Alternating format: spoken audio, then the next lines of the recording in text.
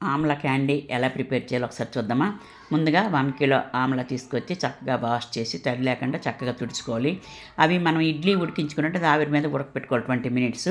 ఉడకపెట్టాక మనం అవి చల్లారాక అన్నీ పలుకులుగా వచ్చేస్తే పిక్కలన్నీ తీసేస్తాం అనమాట.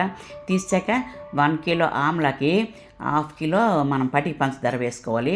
ముందుగా నేను బెల్లంతో చేశాను, తర్వాత ఇప్పుడు హెల్త్కి మంచిది కాబట్టి ముందు జాగిరి వాడాము, ఇప్పుడేమో పటికి పంచదార 1/2 కిలో వేసి ఒక 3 డేస్ దాంట్లో ఒక నిమ్మకాయ కూడా చిన్న చెక్క వేస్తే టేస్ట్ బాగుంటుందన్నమాట.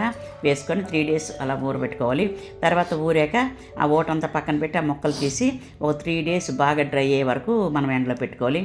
బాగా ఎండిపోయాక అప్పుడు కొద్దిగా జీరా పొడి, పెప్పరు, కొద్దిగా పట్టి పంచదార పౌడరు, ఇవి 3 కలిపి మిక్స్ చేసుకొని ఆ డ్రై అయిపోయిన ఆమ్ల మీద ఇవి వేసుకొని మనం స్టోరేజ్ చేసుకుంటే ఎన్ని రోజులైనా నిల్వ ఉంటుంది. రోజుకి ఒక 2 ముక్కలు తినొచ్చు. హెల్త్కి చాలా మంచిది అనమాట.